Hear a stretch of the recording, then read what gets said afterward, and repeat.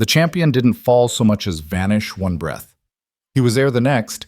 He was flat on the mat, staring at rafters that seemed a mile high.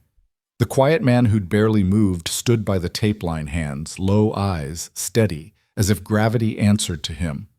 A murmur rippled across the bleachers and then collapsed into a stunned silence. No belt, no roar, no victory pose, just presence and the realization that everyone had misjudged him. This is what happens when a karate champion challenges a tomb guard and gets knocked down in one move. Follow this story to the end and comment the city you're watching from so I can see how far this story has traveled. Saturday wore a fluorescent halo in the Eastern Regional Karate Invitational, buzzing lights, scuffed hardwood, and the sweet salt smell of sweat mixed with sports drink, folding chairs and improvised rows, parents fanning paper programs, coaches firing commands over the hiss of the PA. 5 taped rings divided the gym into small countries where whistles and pride drew borders sharper than paint. It sounded like every Saturday competition applause booms the slap of bare feet, quick gasps when a head-high kick scored. Children in over-white GIs darted like minnows until a stern voice turned water to glass. Somewhere a baby cried. Somewhere a parent prayed the standard prayer, let them be brave and let them go home unhurt. He entered when no one was looking. No entourage, no belt, a plain black t-shirt tucked into white G pants. Bare feet. He moved as if the floor had been briefed before he arrived, each step informed, unhurried, precise. He handed a registration form and driver's license to a volunteer who scanned without really seeing. Name Daniel Cross, Division Adult Men's Advanced. You're late to warm-ups, the volunteer said, circling a note. Ring 3. Back mats are...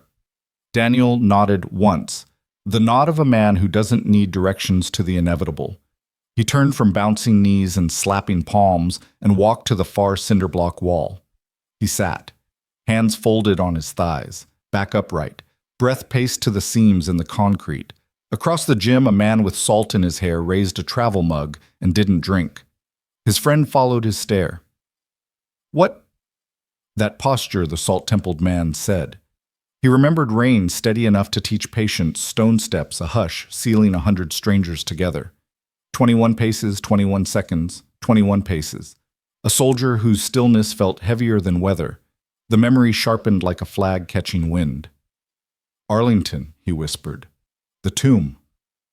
New guy forgot his belt, the friend said. Not that one, the man answered. Down on ring 3, a referee with a pale scar running across his upper lip lifted a clipboard.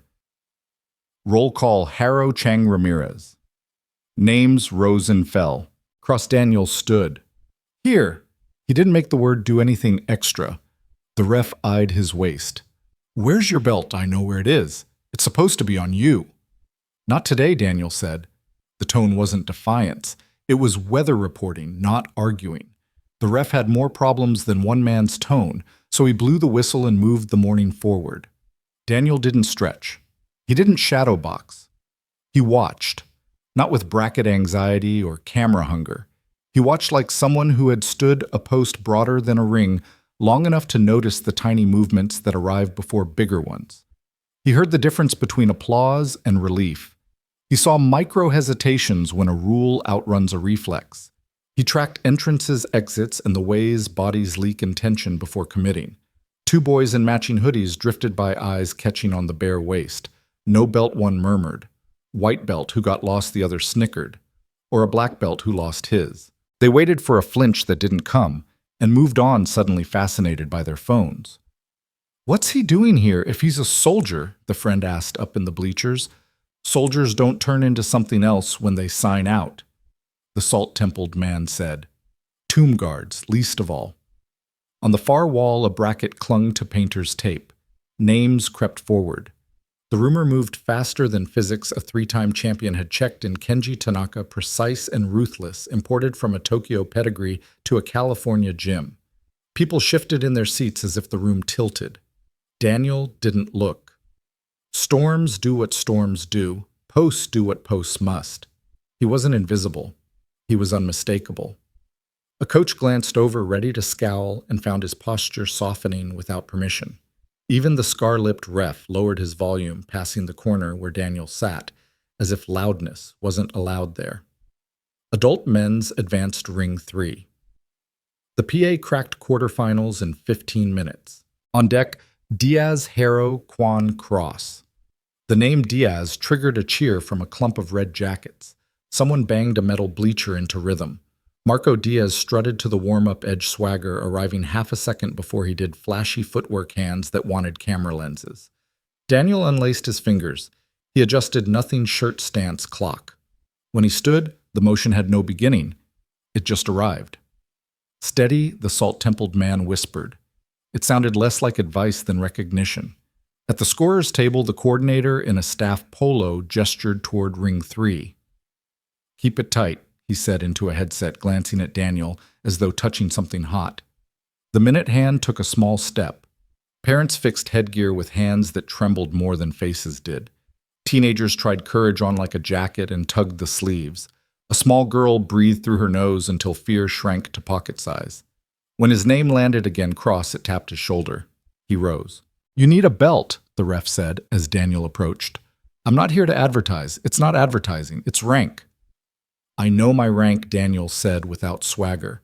The ref weighed rules against realities, then pointed to the edge of ring 3. "Toe the tape when called. Keep it clean." "Yes, sir." "You hear that?" the salt-templed man said to his friend. "The way 'sir' sounds earned." A cluster of teens drifted close. "You old-timer gonna stretch or just stare people into losing?" Daniel's mouth almost smiled. "I'm here to keep my place." "What place is that, the one I was given?" They laughed because they didn't know where to put that sentence and drifted away. The gym inhaled. Banners clicked. Whistles chirped. The world funneled toward ring 3. On the bracket, pencil lines converged on a square of taped foam exactly 8 meters across. On deck, the ref barked Diaz and Cross. The red jackets erupted. Phones rose. Marco bounced like the floor owed him airtime. He pointed at Daniel's waist and shook his head, the crowd laughing, because crowds like permission. Daniel stepped to the corner of ring 3 and bowed to the space, not the people. The bow was small, unadorned, the kind of respect you offer an oath. He placed his toes on the tape and let his hands float loose, neither up nor down, resting on an invisible shelf. High above the flag hung red bright as a fresh-cut white, like a road at dawn, blue deep as a kept promise. The salt-templed man looked from cloth to Cross and found the distance between them had narrowed to the width of memory. The longer he waited, the more the room learned him. Jokes lost altitude near his silence and landed as coughs. A coach who barked at everyone else gentled his voice at the edge of Daniel's bench without noticing the change. Even the squeak of shoes seemed to pause before entering his small circle, as if the floor respected a perimeter it had not been told to draw. Daniel was not thinking of Diaz or Tanaka. He was thinking of lines, edges of mat seams in walls, the tug of traffic in and out of doors. He felt the way air thinned 3 steps from the exit, and how the light from the east windows turned dust into tiny drifting planets. He tasted metal from the vents. He listened for the shift in crowd noise that meant hope had turned to fear, or fear to pride. "Why do I feel like I should stand up?" the friend said. "Because we're near a flag and a post." The salt-templed man replied, then shook his head at himself. "Because he makes rooms behave." The ref's hand lifted. Marco bounced, grinning for cameras. Daniel's gaze softened not on his opponent but on the square itself, as if answering to the geometry rather than the man. The gym held its breath. The whistle would be next. The whistle hadn't blown yet, but the air felt already split. One side crackled with Marco Diaz's confidence, red jacket friends slapping thighs, shouting nicknames, promising fireworks. The other side held Daniel Cross, and he didn't move. His stillness was so complete it felt like he had trained the room itself to wait. Marco strutted toward the tape-lined teeth, bared in a grin so sharp it could have cut cloth. He bowed fast, almost dismissive, snapping his head up with a flick that said, "This is already mine." His fist pumped once his toes danced. His eyes narrowed with hungry precision. Every fiber of him screamed, "Watch me." Daniel bowed slower. Not deep, not forced. A single hinge at the waist. A pause. A lift. His eyes leveled calm. He didn't widen his stance. He didn't raise his fists. He only breathed steady and even, as if the mat were an altar and he'd come to honor something beyond winning. The referee's scar lifted with his lip as he barked, Hajime. Marco shot forward. A snapping jab, then another, then a kick designed to force Daniel to react. Daniel didn't. His body tilted just enough like a reed folding for wind. The kick whispered through air, missing by inches. Lucky, someone muttered from the bleachers. Marco tried again. A hook, then a leg sweep. Daniel pivoted half a step, the sweep shaving empty air. His face didn't change, his breathing didn't spike. Marco's grin wavered. Hit him? Marco, someone shouted. I'm trying. Marco barked back without breaking rhythm. His strikes doubled faster, louder, but every movement ended where Daniel wasn't. The salt-templed man in the stands leaned forward, his coffee untouched. See it, he whispered to his friend. See what? He's not even fighting. That's what you think. His voice lowered. He's fighting everything without touching anything. By the third exchange, sweat glistened on Marco's brow. His mouth opened, pulling breath too fast. Daniel's chest rose and fell like a clock pendulum, unshaken, unhurried. The whispers grew. Is he stalling? No, look at his feet. He's rooted. He hasn't thrown a single punch. Daniel stepped once to the left, his bare foot kissing the mat. Marco lunged, thinking he'd found an opening. His right fist snapped forward, but Daniel's shoulder rotated a breath's width and the punch slid past nothing. Marco stumbled balance, leaking away.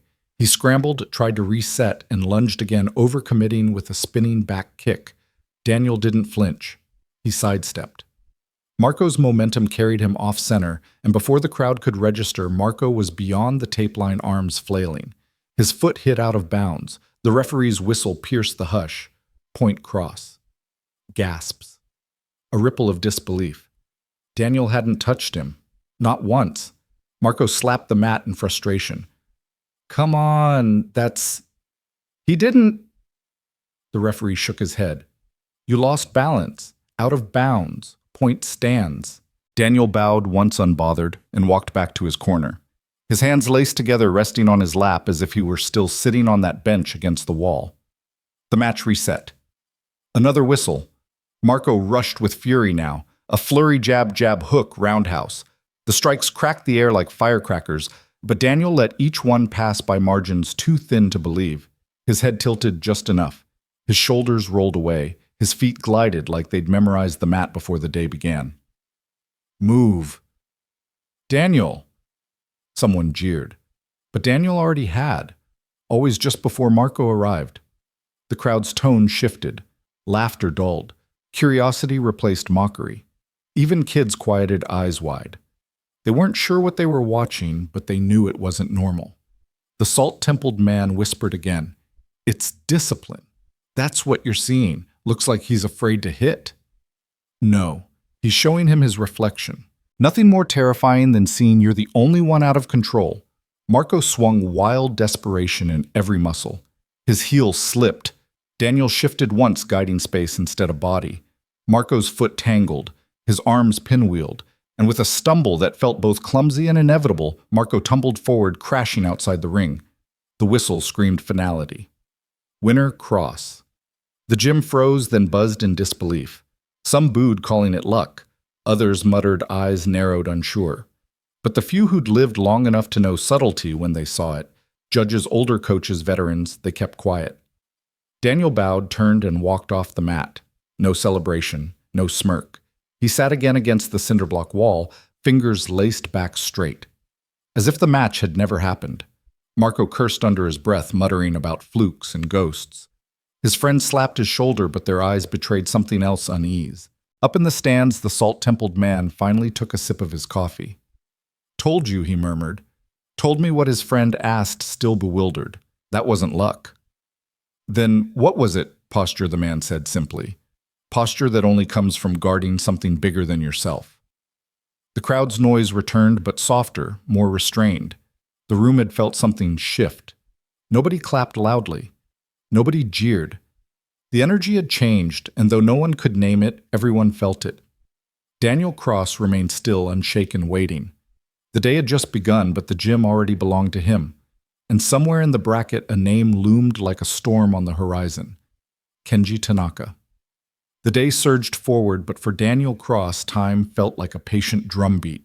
The bleachers rocked with voices, names being called, feet slapping the mats, points shouted by referees. But in the far corner, Daniel sat the way a statue might sit, rooted in silence carved from patience.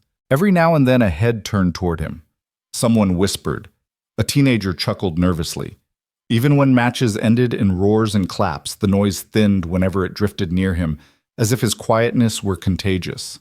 On the scoreboard, his name crept forward. 1 win down.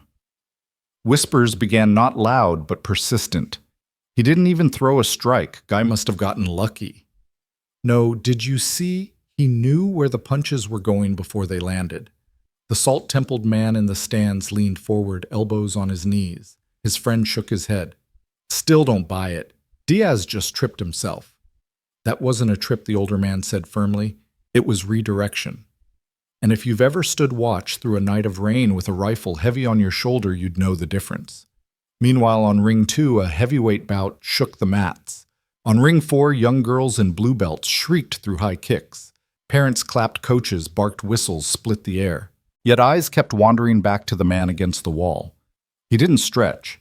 He didn't shadow box. He didn't pace. He just watched. The coordinator walked by and hesitated.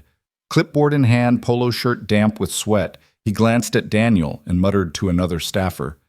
Something about that guy. Can't place it. Doesn't move like the others. Probably some washed-up veteran, the other replied, shrugging. These guys show up thinking they can fight. The coordinator didn't argue, but when he passed Daniel again, his voice lowered instinctively. Cross, you're up soon. Be ready. Daniel nodded once. The call came minutes later. Next match, Ring 3 Cross versus Tanaka. Not Kenji. Not yet. Another Tanaka, a younger cousin maybe, or just coincidence. The crowd buzzed anyway at the sound of the name. The Tanaka family had history in the circuit. Respect, ferocity, pride. Daniel stood, walked forward, bowed. His opponent, a wiry fighter with quick eyes, bounced on his toes, confident. Ready? The referee barked. The whistle shrilled. The young Tanaka lunged, firing a sharp kick toward Daniel's chest. Daniel shifted sideways, minimal, letting it sail past his ribs. No counter. No sound. Just air. Frustrated, the boy pressed harder. Jabs, then a spinning back fist. Daniel's shoulders swiveled an inch and the strike sliced nothing. The boy reset, huffing. He snarled, then dove again, this time with a sweep. Daniel lifted his foot just enough, stepped across, and the sweep grazed the empty mat. Fight him, someone shouted from the bleachers. The boy heard it too. He roared, surged with the flurry. A storm of strikes, each faster, each more desperate, but Daniel slid past them like shadows. Not once did he raise his hands to block. Not once did he lash out. The crowd gasped when on the fourth exchange, Daniel stepped inside the boy's guard. He didn't strike, he didn't throw. He only brushed his fingertips lightly against the boy's shoulder. Soft, deliberate, a touch that said, I could, but I won't. The boy froze. His breath hitched. That fraction of hesitation cost him balance. His foot slipped outside the tape line. The whistle cut the air. Point, cross, silence, then murmurs, then a rising wave of disbelief. That's not karate. That's something else. He's stalling. No, he's showing them he doesn't need to strike. The match reset. The boy attacked again, frantic now, wild. Daniel leaned, pivoted, glided. And then at the perfect moment, the boy overreached. His fist met empty space, his body pitched forward, and his knee hit the mat. The whistle blew again. Match, cross. Daniel bowed, turned, and walked back to his corner. The boy sat gasping on the mat, staring at him with something between rage and awe. Up in the stands, the salt-templed man shook his head slowly. They don't get it yet. Get what his friend asked. He's not here to win. The man's voice was low, almost reverent. He's here to wait. The gym's noise resumed, but it wasn't the same. Something about Daniel's matches unsettled the rhythm of the tournament. Parents whispered instead of cheered. Teenagers stopped laughing. Even the coordinators gave him space when they passed. And somewhere deep in the brackets, one name kept rising, inevitable as thunder. Kenji Tanaka, the reigning champion. The storm everyone waited for. The collision felt certain now. and the gym held its breath in anticipation as if every match in between was just prelude to the silence that would follow. The morning rolled into noon, and the gym's chaos only grew: kids crying over scraped knees, parents juggling pizza boxes, referees hoarse from shouting. But beneath the noise, a new current pulsed. It wasn't in the matches or the trophies. It was in the whispers that spread like smoke: the man with no belt, the one who doesn't fight, the one who still wins. Daniel Cross remained on his bench, posture straight, hands folded. He drank nothing, stretched nothing. The tournament swirled around him like weather, and still he sat unmoved. The longer he waited, the stranger it seemed. He wasn't tense. He wasn't restless. He was simply there. Marco Diaz. His first opponent paced nearby with a towel around his shoulders. His friends clapped his back, but his eyes kept darting toward Daniel. The grin he'd worn before was gone. He muttered under his breath, "Fluke, total fluke." But the way his jaw tightened betrayed doubt. On the bleachers, the salt-templed man Mark Reynolds couldn't shake what he'd seen. Every detail replayed: the subtle pivots, the silence, the way Daniel's stillness pulled the fight out of Diaz without ever throwing a punch. Mark's friend tried to distract him, talking about other brackets, but Mark barely listened. He kept staring at the man against the wall. That posture, he whispered again, almost to himself. "Same as Arlington, exact same." His friend frowned. "You're saying he's a tomb guard?" "Here in a karate gym." Mark nodded slowly. "Tomb guards don't waste movements. They don't waste moments. If he's here, it means something." By the time Daniel's name was called again, the crowd was restless. Some leaned forward curious, others smirked, ready to watch the lucky ghost get exposed. The announcer's voice cracked over the PA. "Next match, Ring 3, Cross versus Harrow." His opponent, Nathan Harrow, was younger, broad-shouldered, and eager to prove himself. He wore a green belt trimmed with patches from half a dozen dojos, pride stitched onto cloth. He cracked his knuckles, nodded to his coach, and stepped onto the mat with a grin meant to unnerve. Daniel rose and bowed. His eyes stayed calm, his chest steady. The whistle shrilled. Harrow charged a freight train of muscle. A front kick launched toward Daniel's chest. Daniel shifted sideways, letting it pass harmlessly. A second kick, harder, faster. Daniel leaned an inch of air, saving him. "Fight back." Harrow barked mid-strike. Daniel said nothing. He let Harrow's fists drum through empty space, his feet carving arcs that struck only air. The crowd leaned in. Some laughed. Others frowned. Harrow grew louder, angrier. "Stop running!" He swung again, a wild hook meant to end it. Daniel slid inside the arc, his shoulder brushing past Harrow's ribs.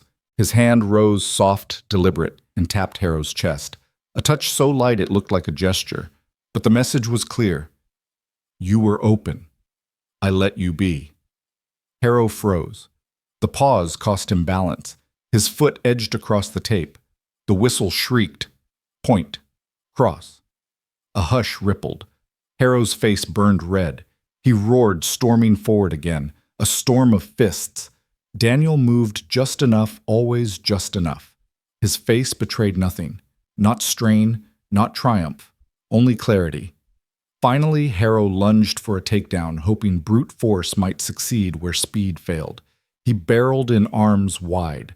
Daniel angled one step, let Harrow's momentum carry him, and the younger man stumbled past, crashing to his knees outside the mat. The whistle cut the air like glass. Winner Cross. The crowd gasped. Some booed, others whispered. Coaches muttered to each other. "That's not karate. No, that's something deeper. He's not even tired." Daniel bowed and returned to his corner. He laced his fingers in his lap and resumed his stillness as if nothing had happened. By now, even the children in the stands sensed it. Something was off. This wasn't ordinary competition. Parents hushed their kids, unsure why. A coach glanced toward Daniel and lowered his voice without realizing it.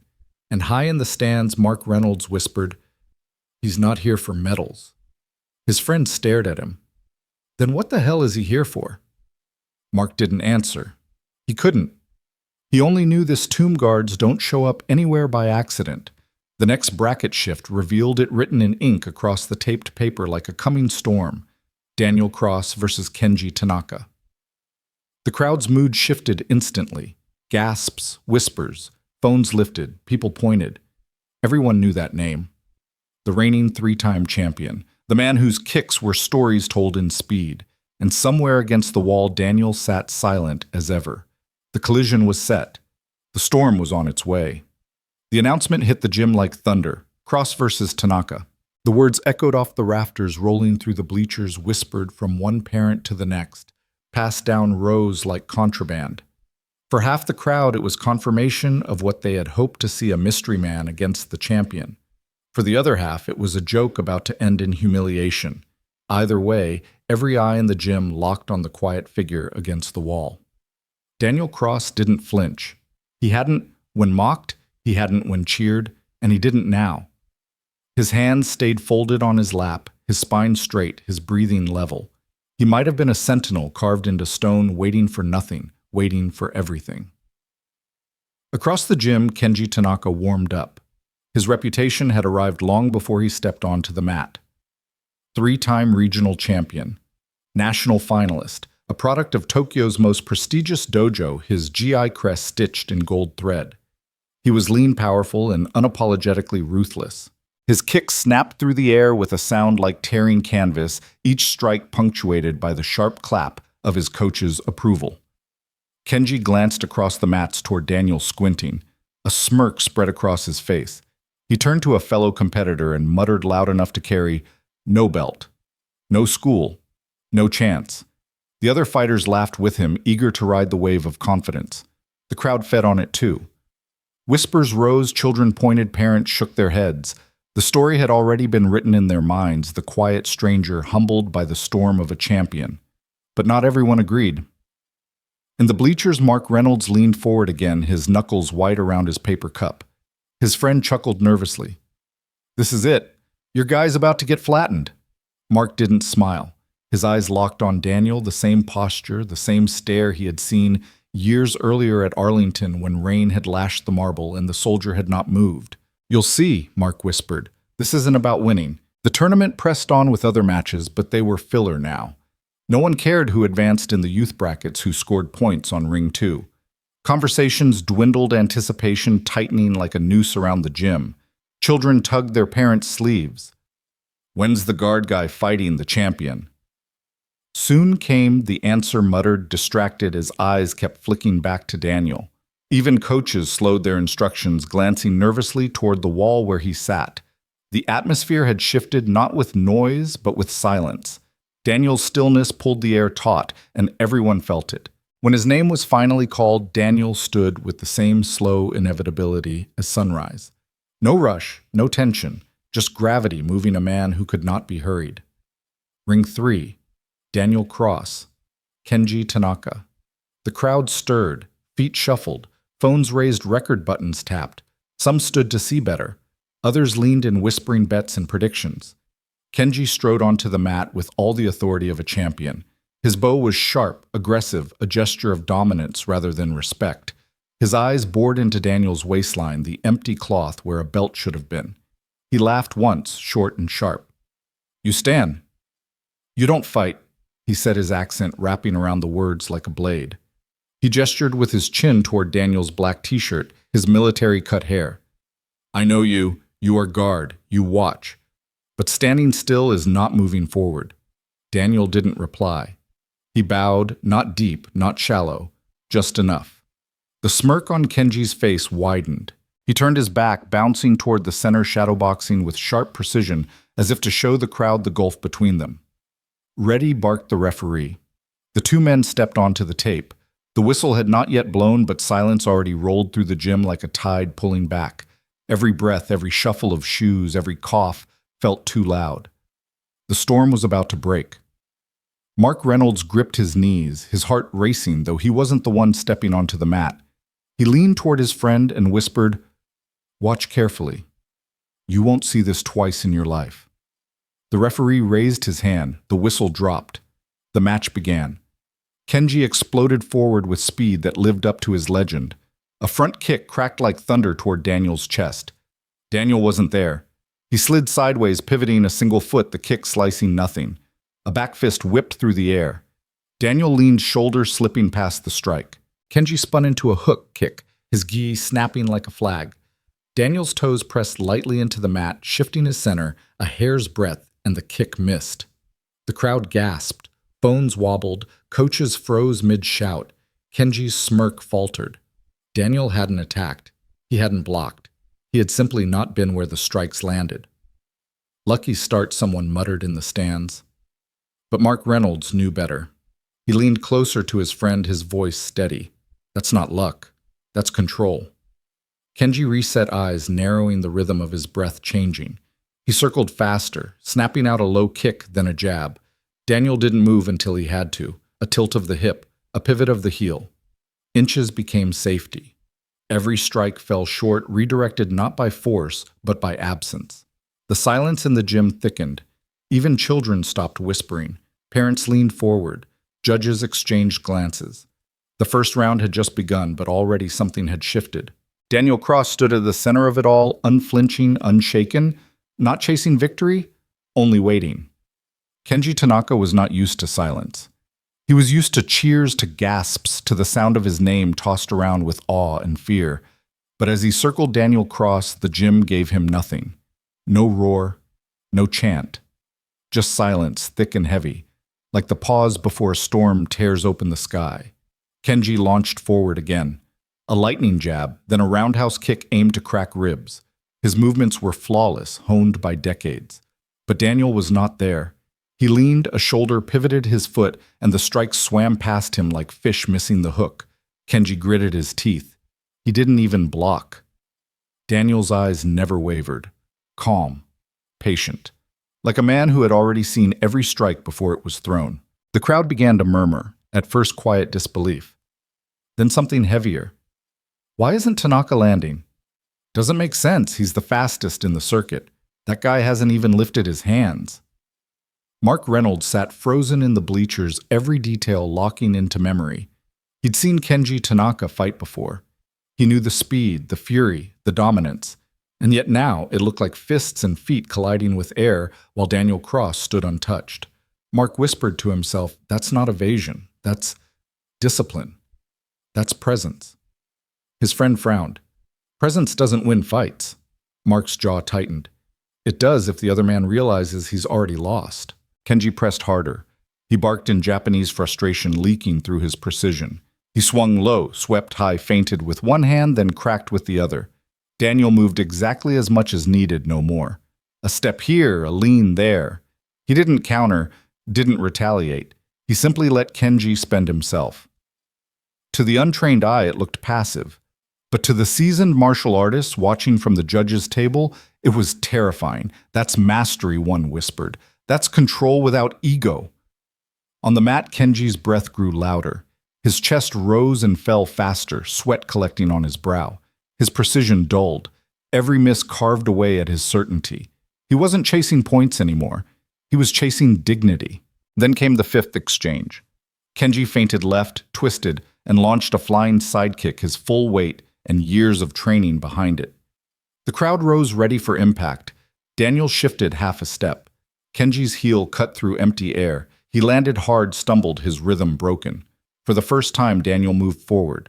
One step, then another. He stopped 5 feet away. His hands remained low. His head dipped almost in a bow. The message was louder than a shout. You've thrown everything. I haven't needed to respond. A hush fell across the gym. Parents stopped filming. Children leaned into their parents' arms. Even the referees exchanged glances. Is he winning? A boy whispered to his father. The father swallowed. I don't know how to answer that. How?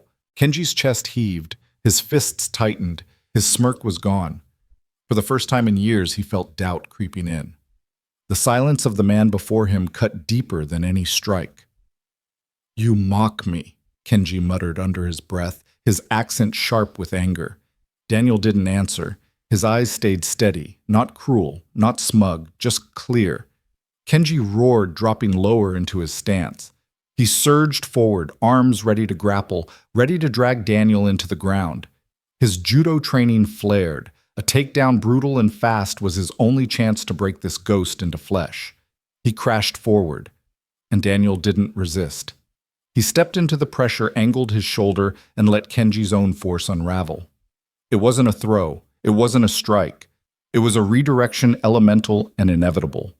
Kenji's legs tangled. His upper body lost balance. Gravity betrayed him. The champion toppled forward, face first. The thud of his body hitting the mat was louder than any cheer could have been. The crowd gasped as one. Then silence stretched thin electric. Kenji lay still for a moment, stunned but not broken.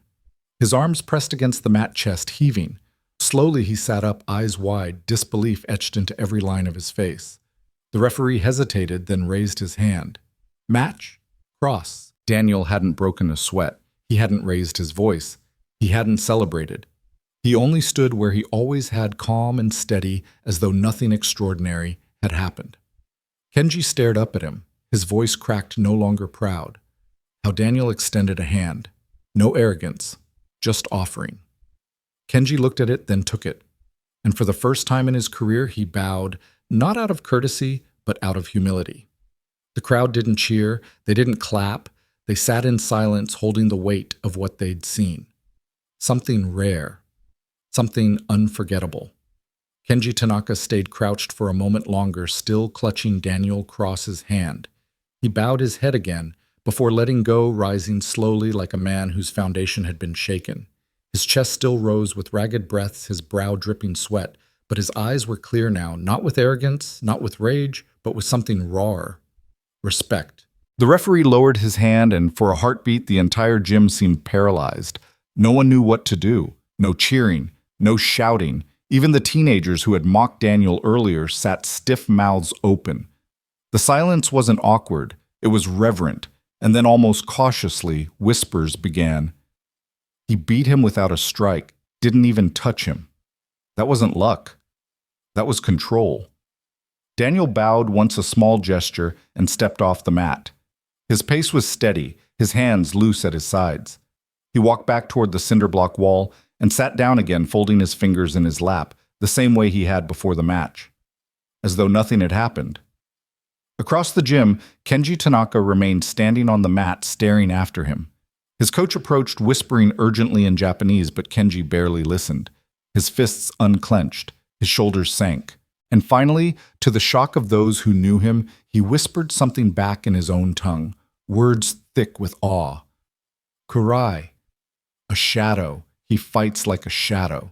The crowd began to buzz again, but softer now, like the hum of a cathedral after prayer. The coordinator, clipboard trembling in his hand, approached Daniel. His voice cracked as he spoke. That was unexpected.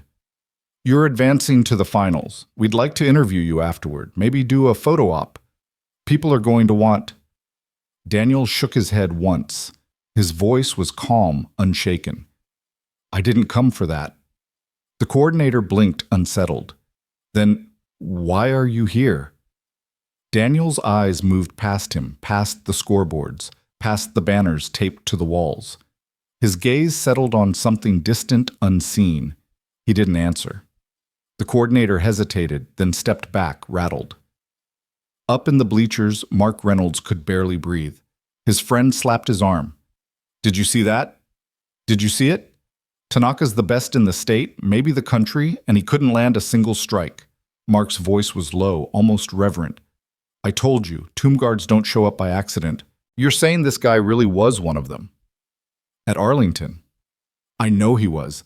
I saw him there. His friend rubbed his face, still stunned. But why here? Why now? Mark had no answer. The next matches rolled on, but they were background noise now. Kids clashed in youth divisions. Women's brackets advanced. Coaches shouted. Parents cheered. Yet the heartbeat of the gym was gone, pulled into the gravity of what had just happened on Ring 3. Phones buzzed as clips spread across the bleachers. A boy showed his father shaky footage of Kenji's fall. A group of teenagers replayed the tap of Daniel's fingertips against Kenji's ribs, whispering, "Look." He could have ended it there, but he didn't. The crowd's perception had changed. Daniel was no longer invisible. He was something else entirely, something they couldn't name but couldn't ignore. Kenji Tanaka walked past Daniel's bench an hour later, still wiping sweat from his neck. He paused, glanced down at the silent figure, and muttered just loud enough for Daniel to hear, "You didn't beat me with power. You beat me with patience. Daniel didn't look up. He only answered, "Power without patience is weakness." Kenji stood there stunned by the simplicity of it. For the first time in years, he had no reply. He bowed deeply, then walked away. The crowd didn't see the exchange, but Mark Reynolds did. He watched Daniel closely, his chest tightening. He didn't know why, but he was certain now this story wasn't over. The real reason Daniel Cross was here had not yet been revealed. As the coordinator updated the brackets, his hands shook. The board revealed what everyone already suspected: Kenji Tanaka had withdrawn. He would not fight again today. He had nothing left to prove. By default, Daniel Cross was champion. But when they called his name for the medal ceremony, Daniel didn't rise. He didn't approach the podium. He stayed seated against the wall, hands folded, gaze steady. The coordinator approached again, voice softer this time. "Mr. Cross, at least take the trophy. It's tradition." Daniel's reply was the same. "I didn't come for tradition." The words carried further than he intended. People nearby heard them, pass them down the rows, whispered them like scripture. And the mystery deepened. The crowd lingered longer than usual after Daniel Cross's match. Some left for snacks or to stretch their legs, but most stayed restless, whispering. It was as if the air inside the gym had been altered. No one quite knew how to behave. On ring 2, a young girl won her division, her parents cheering so loudly the sound ricocheted off the rafters. Yet even their joy seemed muted compared to the silence that had gripped the audience after Kenji Tanaka fell. The echoes of that thud champion meeting mat still lingered. Daniel, unmoved, sat in his place. His back remained straight, his hands still folded. He didn't bask in attention. He didn't answer the curious stares. He simply waited as though the day wasn't over, as though his reason for being here had yet to arrive. The bracket advanced. Competitors whispered about him, now their voices half mocking, half wary. Guy doesn't even throw a punch. Doesn't need to, apparently. He's not even sweating. That's what freaks me out. He's untouched. One fighter shook his head, muttering, "He's making the rest of us look like children." The coaches saw it too. They tried to keep their teams focused, but their eyes wandered to the quiet man against the wall. Every coach had seen arrogance, had seen talent, had seen luck. But this was something rarer. Mark Reynolds, the salt-templed veteran in the stands, couldn't sit still anymore. He leaned toward his friend, his voice a low rasp. "Do you remember last year's DC trip when we stood at Arlington in the rain?" His friend nodded. "Yeah. We saw the guard." "That's him," Mark said. His hand trembled around his paper cup. "The one who never flinched. Rain poured for an hour and he never blinked. Not once. That's the same posture. That's the same eyes." His friend frowned. "If you're right, why would a tomb guard be here?" Mark's gaze stayed locked on Daniel. "Because when tomb guards show up, it means something. They don't walk into gyms by accident." The crowd buzzed louder as the announcer called for the semifinals. Only 4 names remained on the board. Daniel's was among them. Next match, Cross versus Kwan. His opponent, Anthony Kwan, was wiry and sharp, a regional finalist with lightning kicks. He bowed deeply, bouncing lightly on his feet. His GI bore patches from international competitions, proof of years in the circuit. He glanced at Daniel's waist and frowned at the absence of rank. "You think this is a game?" Kwan asked, voice sharp. Daniel only bowed the same small nod as always. The whistle shrilled. Kwan exploded forward. His strikes were clean, fast, disciplined. But Daniel's body tilted, shifted just enough. No block, no strike, no counter, just absence. Kwan pressed harder. A spinning kick cracked the air. Daniel leaned, let it cut past. A double jab, a hook. Daniel stepped aside, pivoted an inch, and the punches grazed nothing. The crowd gasped. The rhythm was familiar now. They'd seen Diaz-Haro, Tanaka, all defeated by silence. But seeing it again against yet another skilled fighter made it no less shocking. "This can't be real," someone whispered. "It's real," another answered. "And it's terrifying." Kwan grew more desperate. He shouted as he attacked, sweat flying. Finally, he lunged with a low sweep, determined to take Daniel off his feet. Daniel stepped forward, letting the sweep pass harmlessly beneath him. He angled his shoulder, redirected Kwan's weight with the smallest of motions. Quan stumbled, nearly fell. Daniel didn't strike. He simply touched Quan's back, soft, deliberate, and stepped away. The referee's whistle pierced the air. Point, cross. The match continued, but the outcome was already certain. Each time Quan lunged, Daniel moved like a ghost. By the third exchange, Quan misstepped, lost balance, and fell outside the tape. Match, cross. The room exhaled a long breath held too long. Whispers erupted. That's every opponent now. Not a single strike thrown. He's dismantling them without fighting. Who is this guy? Daniel bowed, returned to his corner, and sat, as though nothing had changed. The coordinator clutched his clipboard tighter, staring at the bracket. His voice wavered as he announced the finals men's advanced division. Championship match, Daniel Cross versus Kenji Tanaka. He paused, blinking. Correction. Tanaka has withdrawn. Gasps filled the gym. Kenji Tanaka, the reigning champion, had stepped away. The man who had crushed every opponent for years had nothing left to prove after facing Daniel. By default, Daniel Cross was champion. But when his name was called for the medal ceremony, he didn't rise. He didn't approach the podium. He stayed seated, fingers laced, eyes steady. The coordinator approached cautiously. "Mr. Cross, please. At least take the trophy. It's tradition." Daniel's answer was simple. "I didn't come for tradition." The words rippled through the crowd. They weren't just heard, they were felt. Mark Reynolds pressed a hand to his chest. He whispered almost in awe. "Then why did you come?" The answer hadn't been given yet, but the weight of it hung in the silence, heavy as a folded flag. The gym had shifted into something strange. It was no longer just a tournament, it felt like a story unfolding, one nobody knew the ending to. The chatter was softer now, less like gossip and more like prayer. The trophies on the folding tables gleamed under the buzzing fluorescent lights, waiting for hands that didn't want them. Daniel Cross remained in his corner. His posture hadn't changed since dawn. Hands folded back, straight, breathing level. He looked not like a victor, but like a sentinel still on duty even when everyone else believed the duty was done. The coordinator, sweating under the weight of his clipboard, returned again. He tried once more, gentler this time. "Mr. Cross, I understand if you don't want the photo, but at least take the medal. People need closure. They need a winner." Daniel lifted his eyes slowly. "I didn't come to give people closure." "Then why?" the coordinator asked, voice cracking. Daniel didn't answer. He turned his gaze past the man out across the mats where the noise of children and parents filled the air again. His silence spoke louder than words. Mark Reynolds had been waiting. He stood from his bleacher seat, ignoring his friend's protests, and walked down the steps. His boots thudded softly against the wooden planks. When he reached the edge of the mats, he stopped, his eyes fixed on Daniel. He called out, voice firm but respectful. "Cross." Daniel turned his head slightly, meeting the gaze without moving the rest of his body. Mark's throat tightened. He hadn't planned to speak, but the words spilled out anyway. "I saw you. Arlington. Rain on the marble. You never moved." A few heads turned toward the voice. Whispers rippled Arlington tomb guard Daniel's eyes lingered on Mark for a long moment. No smile, no nod. But something softened in the stillness, as if recognition passed between them.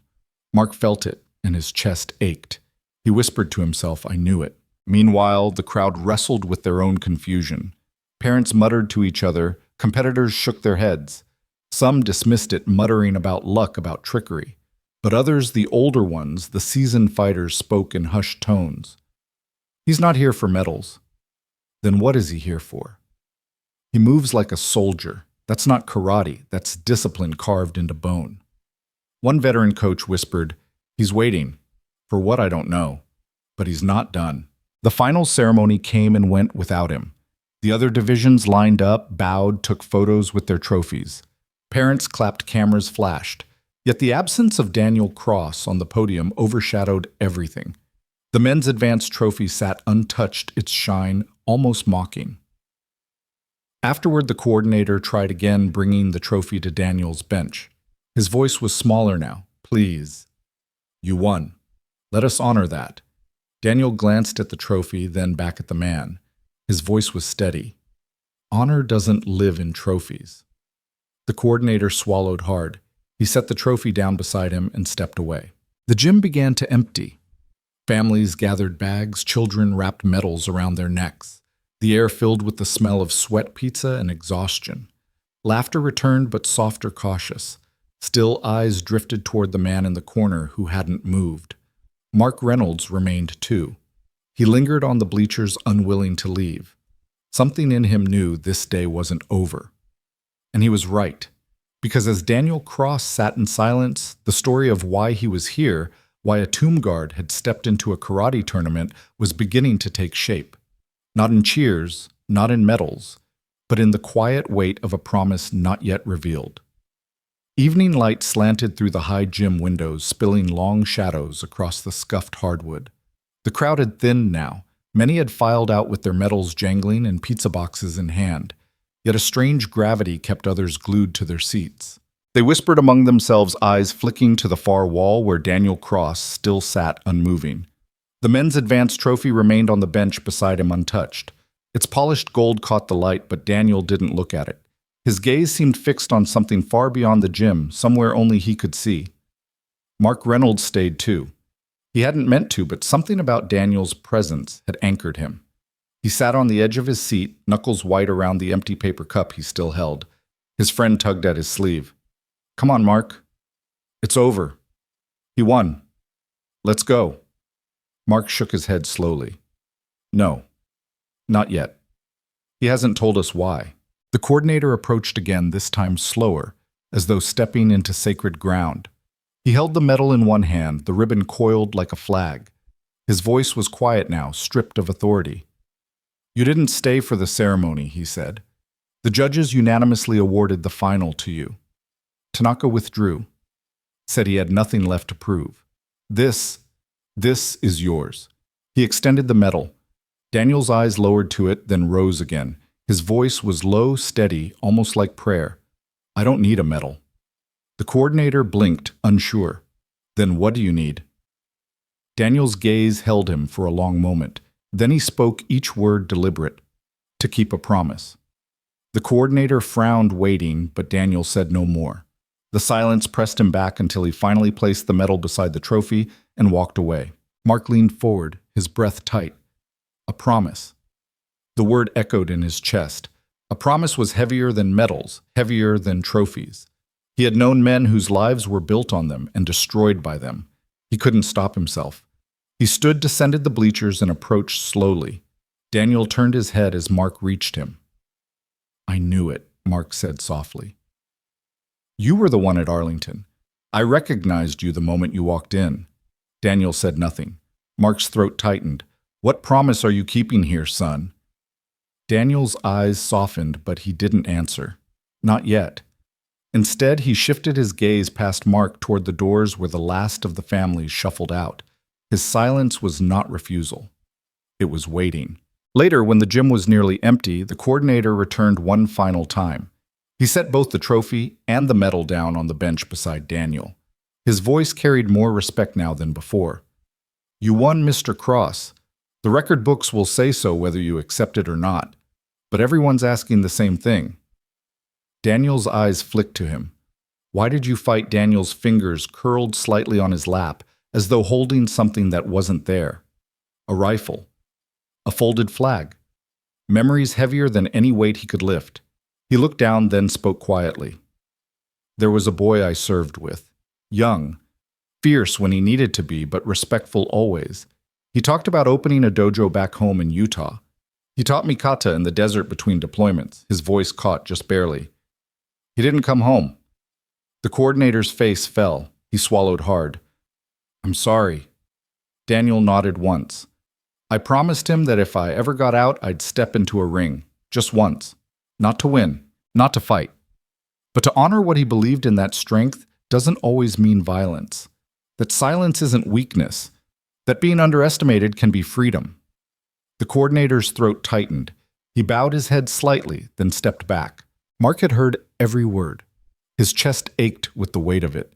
He closed his eyes, remembering his own lost brothers in arms, men whose dreams never made it home. He understood now why Daniel moved the way he did. Why he didn't strike. Why he didn't want medals. It wasn't about him. It was about a promise. Mark sat back down on the bleachers, staring at the quiet figure against the wall. His voice cracked as he whispered, "God bless you, son." The gym emptied around them. Lights dimmed. The sounds of laughter and chatter faded. But Daniel Cross remained seated, hands folded, posture steady, as though he were still guarding something unseen. And in a way, he was. Night pressed against the gym windows, now a deep blue fading toward black. The chatter had drained with the crowd, leaving only echoes of what had been cheers, jeers, disbelief. Now silence ruled the space, broken only by the hum of the lights overhead and the squeak of sneakers from staff rolling up tape. Daniel Cross still sat on the bench. The trophy gleamed beside him, ignored. The medal's ribbon dangled off the edge like a forgotten flag. He hadn't moved, not in posture or breath. His stillness unsettled the last few volunteers cleaning the floor. One of them whispered, "It's like he's still on guard." Mark Reynolds lingered too. He'd lost count of how many times his friend told him to leave, but he couldn't. Something kept him anchored.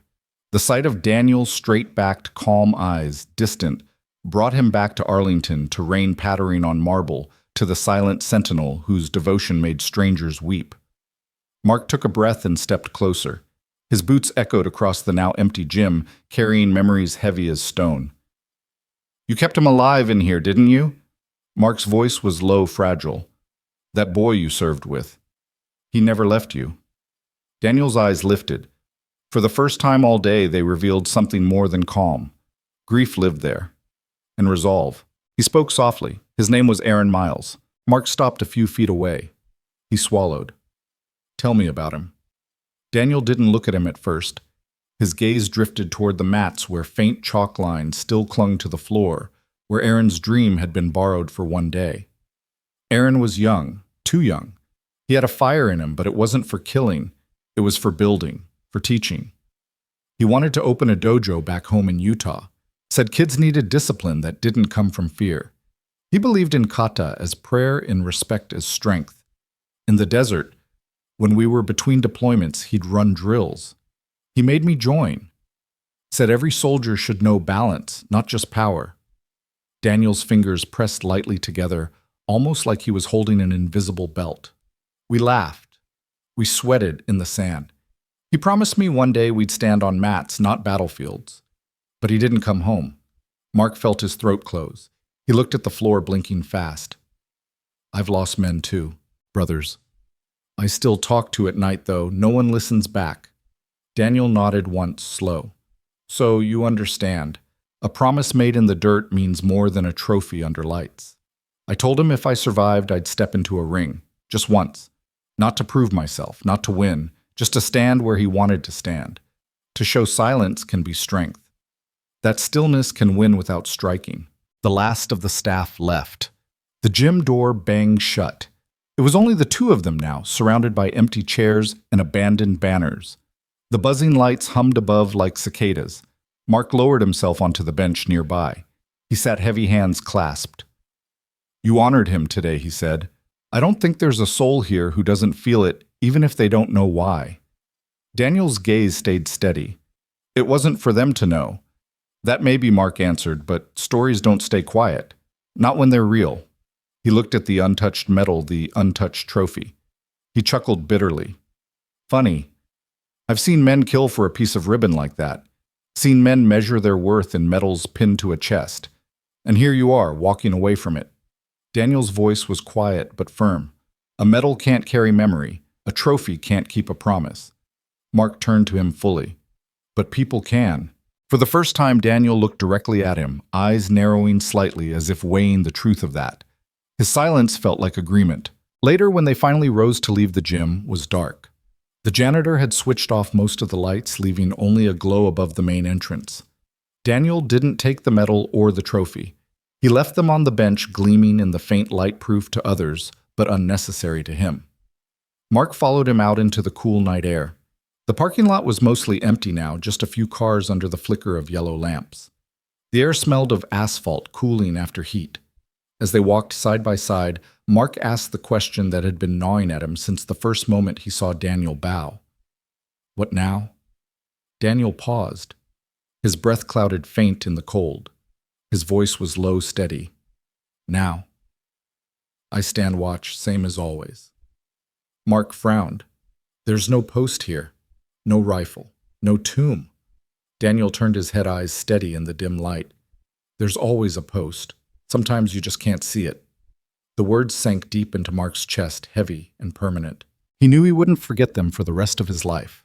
And as Daniel walked into the shadows of the lot, Mark realized the truth. Some men never leave duty behind. They carry it with them, silent as breath, unshakable as stone. The following morning, the gym was quiet again. Bleachers folded mats stacked in corners, banners rolled and stuffed into cardboard tubes. A janitor pushed a mop across the floor, where hours earlier the sound of fists, cheers, and disbelief had rattled the rafters. The echoes were gone, but the memory lingered. Word had already begun to spread. Not through news outlets or viral clips, at least not yet, but through whispers through phones passed hand to hand through veterans' forums online, where short, shaky videos were uploaded with captions like, "Tomb Guard watch this man." Those who had been in the gym couldn't stop talking about it. They described a fighter who hadn't fought, a man who stood like stone and moved like shadow. They argued whether it was luck, skill, or something deeper, but the truth was simpler. Daniel Cross had kept a promise. Mark Reynolds couldn't get him out of his head. That night, he hadn't slept. He replayed every movement, every pause, every moment of silence that screamed louder than 1,000 strikes. By dawn, he was back at his kitchen table with a notebook writing it all down before memory blurred. He wrote about Arlington, about the rain, about how he had recognized that same posture in the gym. He wrote about Kenji Tanaka crashing to the mat without Daniel lifting a hand. He wrote about the promise the boy named Aaron Miles, whose dream had been carried forward by another man's stillness. And when he finished, he didn't send it to newspapers. He sent it to veterans' forums, places where men and women who had carried rifles and folded flags would understand. Days passed. The story spread quietly, not like wildfire, but like a steady flame passed from candle to candle. A coach in Virginia shared it with his students. A veteran in Texas sent it to his old platoon. A dojo in Utah pinned a printout of the story on its bulletin board. At first, people thought it was rumor, but then someone recognized Kenji Tanaka in the shaky video, confirmed it was real. Slowly, respect grew. It never trended. It never hit headlines. But among those who understood honor, sacrifice, and silence, it became legend. Meanwhile, in Utah, at a modest dojo tucked between a laundromat and a diner, students gathered for a memorial seminar. No flashy advertisements, no news crews. Just local students, their teachers, and a folded American flag resting on a table by the mat. The seminar was in honor of Aaron Miles. Few of the students knew his name, fewer still his story. But his memory had not been forgotten. Midway through the dojo, doors opened. A man stepped in quietly, hands behind his back. He didn't announce himself. He didn't speak. He stood in the back watching. Daniel Cross. No one interrupted him. They didn't need to. His presence was enough. When the drills ended, when the last bow had been given, a small box was carried to the front. Inside lay a custom belt embroidered with two names, Aaron Miles on one end, Daniel Cross on the other. It had been arranged anonymously, though no one could say by whom. The students stared at it with wide eyes. Teachers bowed their heads. The folded flag rested silently beside it. When they turned to thank the man in the back, he was already moving toward the door. He paused just once, looked at the mat, and then walked out into the Utah evening. He left nothing behind but silence. Back in North Carolina, Mark Reynolds scrolled through his forum posts reading the replies. Veterans thanked him for sharing. Some wrote about promises they had made and broken. Others wrote about promises they still carried. A few simply posted, "We remember." Mark sat back in his chair, tears welling. He realized that was enough. The story didn't need headlines. It didn't need cameras. It needed those who understood. And Daniel, he continued his watch. Not at Arlington, not in uniform, but in the quiet spaces between noise where duty still lived. He didn't need medals. He didn't need trophies. He had memory. He had silence. He had a promise kept. And that was enough. The weeks after the tournament unfolded like ripples from a stone dropped in water. At first there was only the gym, the echoes of disbelief, the hushed awe of those who had seen Kenji Tanaka humbled without a strike. But then the story began its quiet march outward. Clips appeared online. Grainy phone footage of Daniel Cross stepping aside as Kenji's kick sliced through air, of Kenji collapsing to the mat with nothing but his own momentum. No flashy edits, no music, just raw silence punctuated by gasps from the crowd. Comments poured in. Is this real guy didn't even fight? I swear he moved before the strike even happened. This is discipline, not showboating. Discipline. Some dismissed it. He's stalling. He's scared to hit. Others countered, no. That's control. That's mastery. But those who had served, who had stood posts, who had known silence heavy as marble, they recognized it instantly. Mark Reynolds watched the comments grow late at night, his old laptop glowing in the dark. His fingers hovered over the keyboard as he typed responses explaining what others couldn't see. He wasn't stalling. He was teaching. He was showing that stillness can defeat fury. Yes, I recognized him. Arlington, the tomb. Same posture, same eyes. Every word he typed was less about Daniel and more about what Daniel represented. Mark understood now. The match was never about victory. It was about keeping a promise, a silent act of remembrance wrapped in movement. And slowly, among small communities, the legend took root. Meanwhile, Daniel didn't follow the chatter. He didn't need to. He spent his days in quiet routine, small towns, nameless roads. He trained alone not for competition, but for presence. He ran at dawn steps rhythmic as a metronome. He practiced kata slowly movements pared down until they felt like breath. Neighbors who saw him thought him strange. That quiet man who jogs at sunrise, they'd say. But those who looked closer saw more a steadiness in his eyes, an anchor invisible yet undeniable. Back in Utah, the memorial seminar for Aaron Miles continued to echo. The students who had bowed that day never forgot the silent figure at the back of the dojo. They whispered about him for weeks. One young boy, barely 12, asked his instructor sensei, who was that man?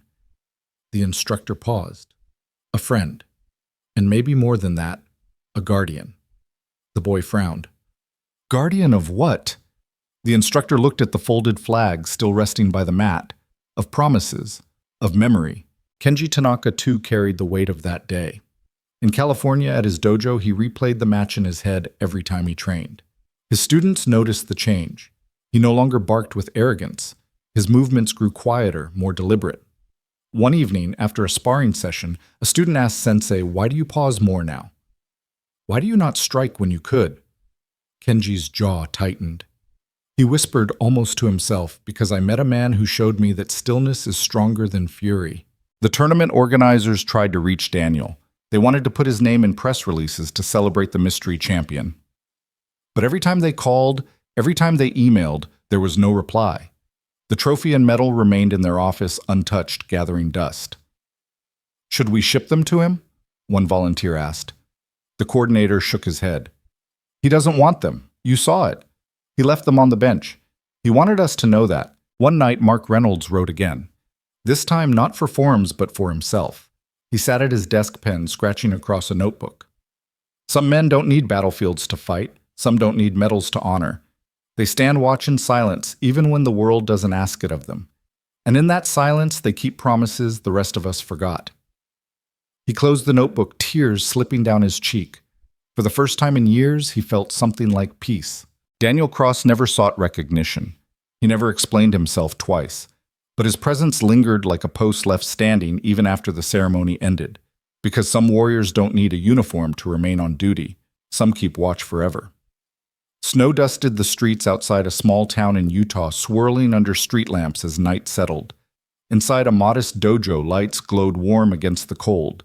Students bowed to end their practice laughter, mixing with the shuffle of bare feet on mats. On the far wall hung a simple display, a folded American flag, and beneath it the custom belt embroidered with two names, Aaron Miles and Daniel Cross. No one knew who had delivered it. The package had arrived quietly. No return address, no explanation. But the instructors knew. They didn't say his name aloud, but their eyes carried the weight of understanding. And when students asked, they simply answered, "It was a gift from someone who remembers."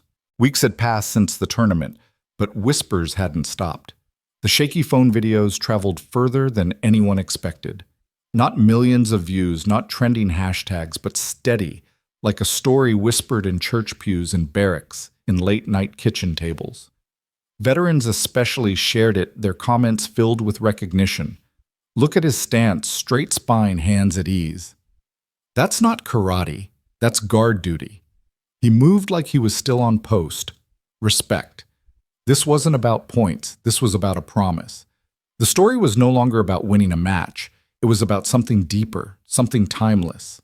Kenji Tanaka carried it with him too. In his California dojo, he was different now. He taught slower, emphasizing patience over speed, silence over noise. His students noticed. One asked after class, "Sensei, why do you wait so long before you strike now?" Kenji paused, the memory of Daniel Cross heavy in his chest.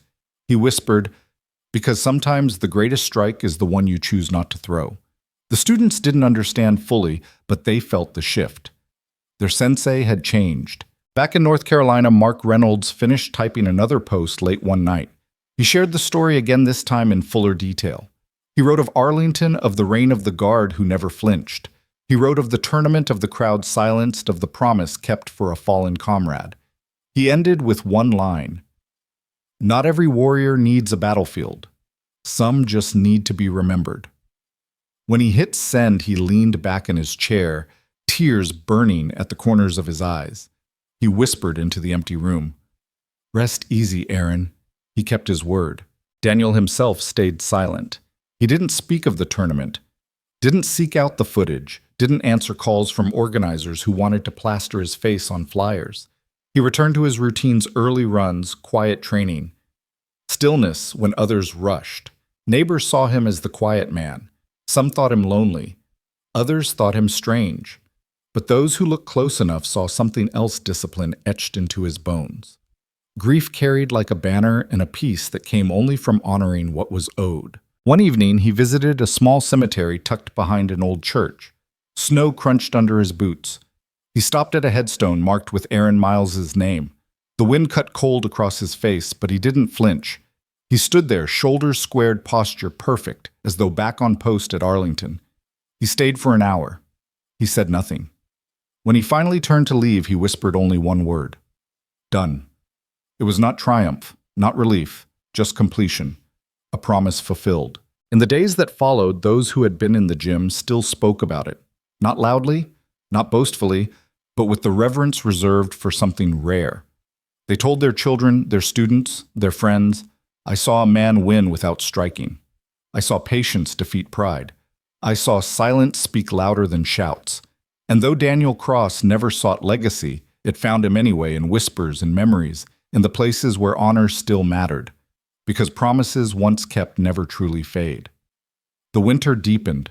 News of the tournament had faded from headlines, if it had ever reached them at all, but in smaller circles the story kept growing. A pastor in Tennessee preached a Sunday sermon about the man who stood still and humbled the strong. A martial arts instructor in Oregon replayed the grainy clip for his students, telling them, this is what discipline looks like. A veteran in Texas passed the link through his unit's group chat, adding only, you'll understand. But for Daniel Cross, life remained unchanged. He woke early. He ran in silence before dawn. He practiced kata with movements so pared down they seemed like breathing exercises, every step, exact, every pivot measured. He never spoke about the tournament. To him it was already finished. The promise had been kept. Yet one evening a knock came at his door. He opened it to find a young man standing there, awkward and hesitant. His GI pants were tucked into snow boots, his jacket too thin for the cold. He bowed clumsily. Sir, my name's Matthew Miles. Aaron was my brother. Daniel's chest tightened, but his face remained calm. Come in. Inside, Matthew spoke quickly, words tripping over one another. I heard about what you did. The tournament. People said you didn't fight, you just moved. My brother used to talk about that, about how stillness is power. I just wanted to say thank you. Daniel poured 2 cups of tea, set one in front of him. Your brother believed in more than fighting. He believed in building, in teaching. I only stood where he wanted to stand. Matthew's eyes welled. He nodded. He used to say that all the time, that one day he'd open a dojo for kids who needed discipline, not fear. Silence stretched between them. Then Matthew whispered, You kept him alive that day. Daniel looked down into his cup. His voice was low. I tried. Word of their meeting spread quietly through the Utah dojo community.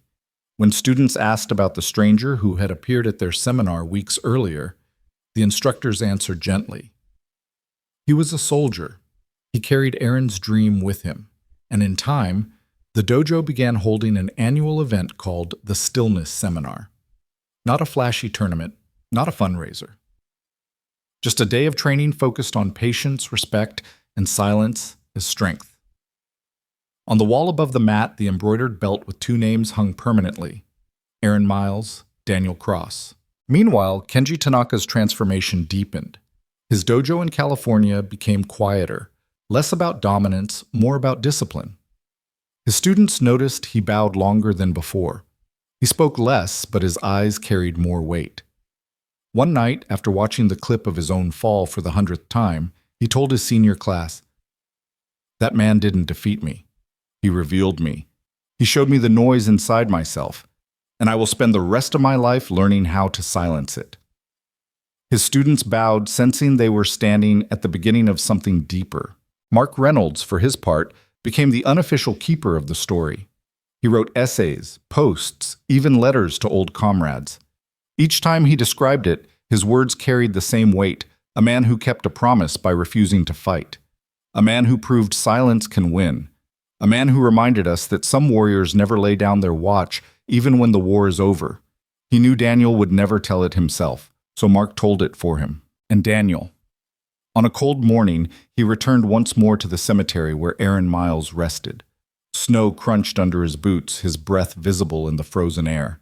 He stood at attention, shoulders squared back, straight eyes fixed on the stone. He didn't bring flowers. He didn't bring medals. He brought presents. After a long silence, he spoke a single sentence: "Your promise lives." Then he walked away and left only footprints in the snow. Footprints that faded by dusk, but a promise that would never vanish. Spring thawed the edges of winter, but Daniel Cross's life remained as steady as the posture he carried. He lived without spectacle. No interviews, no headlines, no medals on shelves. To the outside world, he was just a quiet man running at dawn, practicing kata in silence, moving with the patience of stone worn smooth by rivers. Yet beneath the surface, the ripples of his promise spread farther. In Utah, the dojo where Aaron Miles had once trained became something of a sanctuary. Students spoke of the belt with 2 names embroidered in gold hanging above the mat. They whispered about the silent figure who had once stood at the back of the room, hands folded behind him, never speaking, never claiming credit. Every year on the anniversary of Aaron's passing, they held the Stillness Seminar. No medals, no trophies. Just drills in silence, bows held longer than usual, kata performed with reverence. Parents who watched didn't always understand, but they felt it.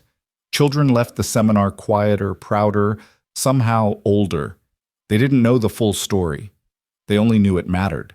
Kenji Tanaka's name continued to echo across the karate circuit, but in a different way now. His students noticed the change in him, how his teaching had slowed, how his voice carried patience rather than arrogance. During one class, a young fighter asked Sensei, "Why didn't you strike when you could have Kenji paused?" His answer was almost a confession. Because sometimes strength is measured not in what you do, but in what you refuse to do. He never spoke Daniel's name aloud, but it was in his silence, in his humility, in every bow he made deeper than the last. Mark Reynolds, the salt-templed veteran who had recognized Daniel that first day, carried the story like scripture. He told it to anyone who would listen, fellow veterans, his grandchildren, even strangers at the diner. They would laugh at first. A karate match. "That's your story." Then he'd lean forward, his voice heavy. "No. A promise kept, a tomb guard who carried his post into a gym. A man who won without striking, who showed us all that honor isn't loud." The laughter always faded. The silence always followed, and Mark always smiled knowing they finally understood. "And Daniel?" He carried on, always the same. One evening, while running through a quiet stretch of woods, he stopped at a clearing. The sky burned orange with sunset, the air heavy with the scent of pine. He closed his eyes, breathing in the silence.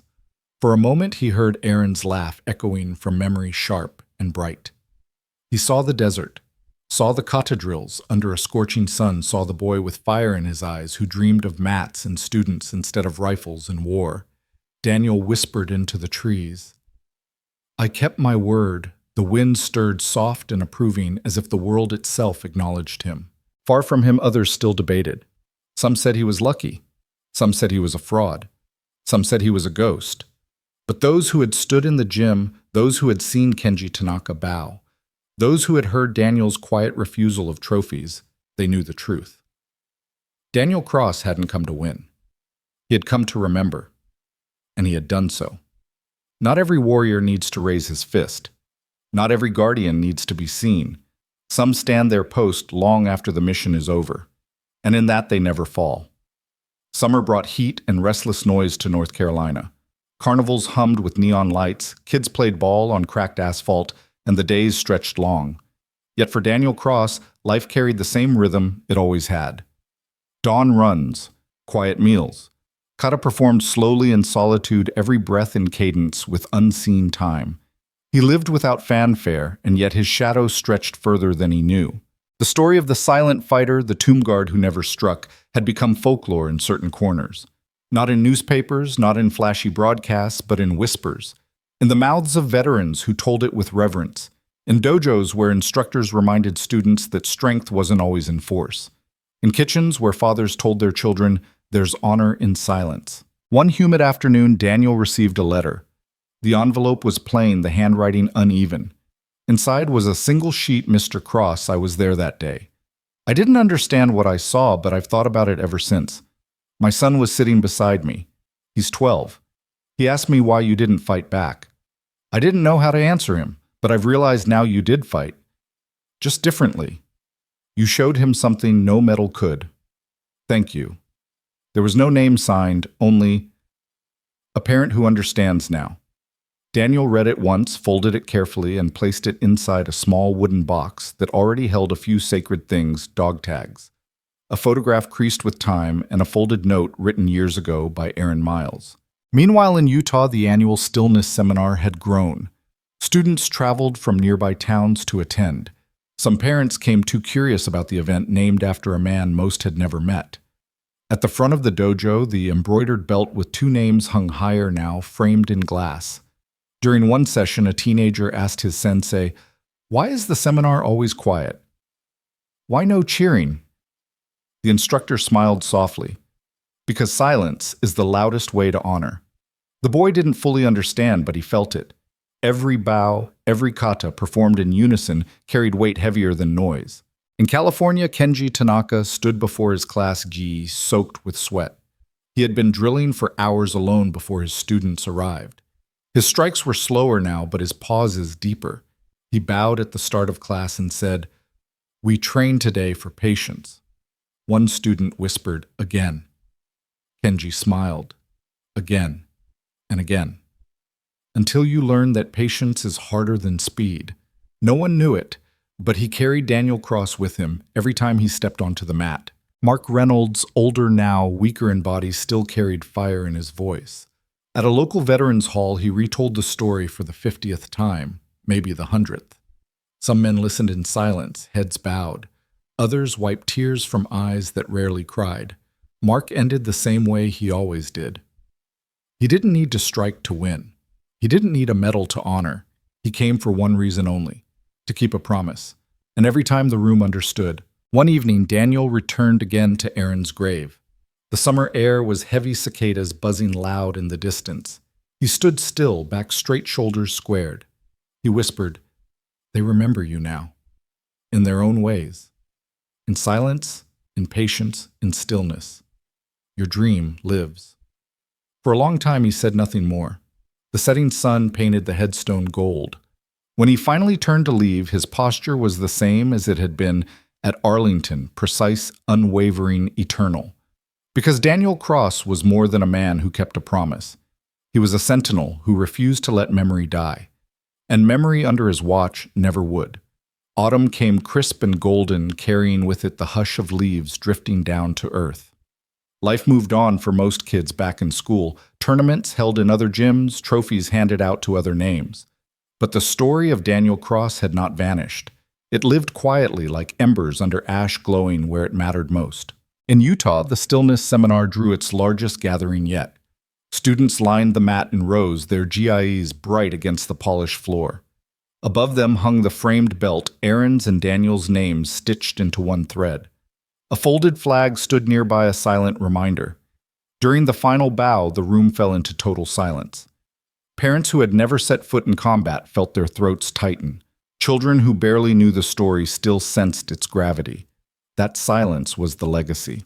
Kenji Tanaka, once the loudest champion, now became the quietest instructor. His students spread word of his new teaching: patience, restraint, humility. He never spoke Daniel's name aloud, but it lingered in his dojo in every pause and every bow. His legacy had been reshaped not by a loss, but by a lesson. Mark Reynolds grew older, slower, but he kept telling the story. In coffee shops and veterans' halls, even to strangers on park benches, he would say, "I saw a tomb guard win without striking a blow. I saw a man keep a promise so fiercely the world itself seemed to stop." His words traveled not through headlines, but through hearts. And Daniel, he remained as he always was, steady, quiet, present. To neighbors, he was the man who ran at dawn, who nodded politely, but never lingered in conversation. To strangers, he was invisible. But to those who knew, he was more than a man. He was a guardian of memory. One evening, he visited Aaron's grave again. The air was cool, the sun sinking low, the wind brushing leaves across the stone. Daniel stood straight, shoulders squared, posture perfect. He bowed once, slow, deliberate. He whispered, "Your dream stands." The wind carried the words away, but the weight remained. Not every warrior needs a battlefield. Not every guardian needs a uniform.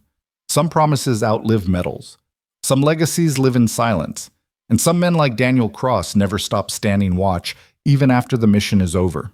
If you like the story, consider sending a super chat to help bring more similar stories. Now click on the video on the screen to hear another story that is equally powerful and compelling, with courage, sacrifice, and a choice that makes you question everything you know about duty and justice. Click on the video.